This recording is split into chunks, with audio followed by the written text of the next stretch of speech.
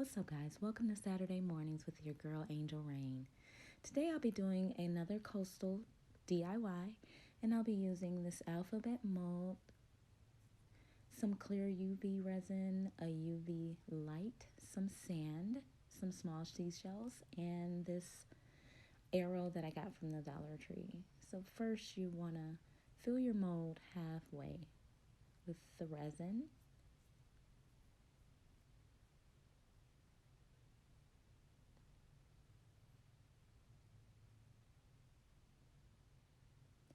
Then you're going to add your embellishments, and here I'm just adding this really cool color blue sand that I got from the Dollar Tree, and I'm just randomly putting this in there. I don't have any idea how I want this to look, but I do know that I want all the letters to be different, and I'm going to cure that layer with my UV light, and then I'm going to add some more embellishments. So this time I'm just using tweezers to add these little miniature shells that I love because they're just so cute and tiny.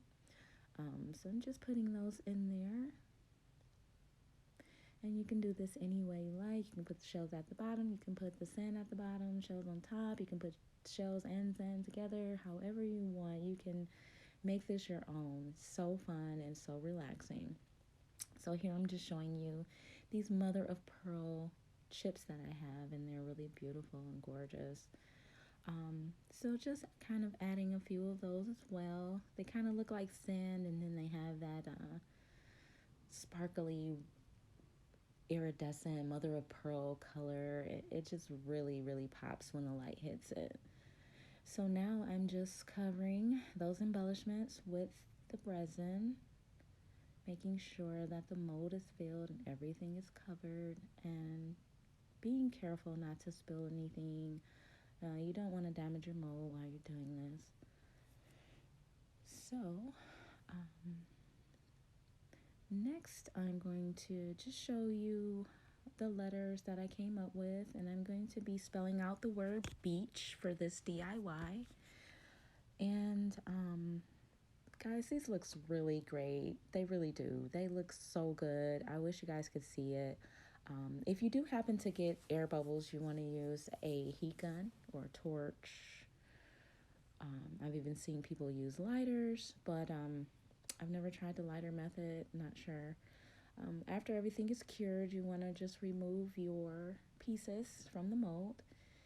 And these turned out super great, guys. Like, they look so good. I wish the camera could do better justice for what I actually can see. It looks really good. You know, everything turned out cool. Everything looks awesome.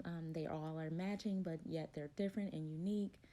I just love how this turned out, guys. And this is just the first step of this DIY, because I will be attaching these letters to my sign, and I believe it's going to look really great. So there they all are. Got my H going. Looks good. So there we go. We got the beach. So there's the B up close.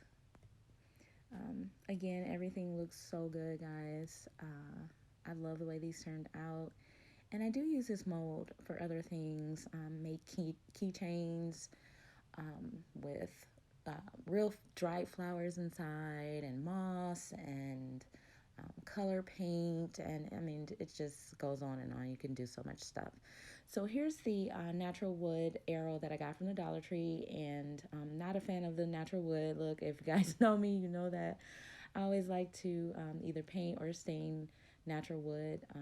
I just like deeper colors of wood, so that's what I'm doing here. And I just use some brown paint mixed with a little bit of water and an acrylic brush that I got from the Dollar Tree, which is really terrible. It's really for kids, but it is the largest brush I have. So that's what I'm using here to just brush on my homemade stain mixture. And I'm just going to cover this. I'm not doing the back because this is going to hang on the wall. And of course, if you want to do the back, go ahead and paint the back. You can do whatever you like. I'm using my heat gun to dry it, so I'll be able to start gluing and putting on this second layer of paint. So guys, I like how the stain turned out, But since it's a beach theme, I wanted to look a little bit more weathered. So I did get some white acrylic paint that I got from the Dollar Tree and a clean brush and a medium-sized brush, nothing special. And I'm just gonna brush on this white paint, and I just want it to kind of look sandy and weather beaten and just, you know, weathered and worn. Usually things at the beach are hit by sand and driftwood and seagulls and wind and all of that stuff. So they're kind of weathered and tattered and torn. So that's what I'm going for during this portion. And there's no right or wrong way to do this, guys. You're just brushing on paint however you see fit. This is for you, so you're gonna put on as much or as little as you like in whatever areas you like.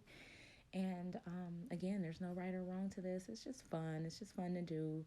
And I'm just trying to think of maybe not a pattern, but just where I want the white to show. Like at one point, this arrow was white, and now because you know it's been in the beach, on the beach, and in the sand and all of that, the white has worn down, and it's just showing the natural wood underneath. So now that that's dry, and I did use my heat gun for that, I actually lost the footage of me putting these small shells on. I decided to just add the shells just to tie everything together.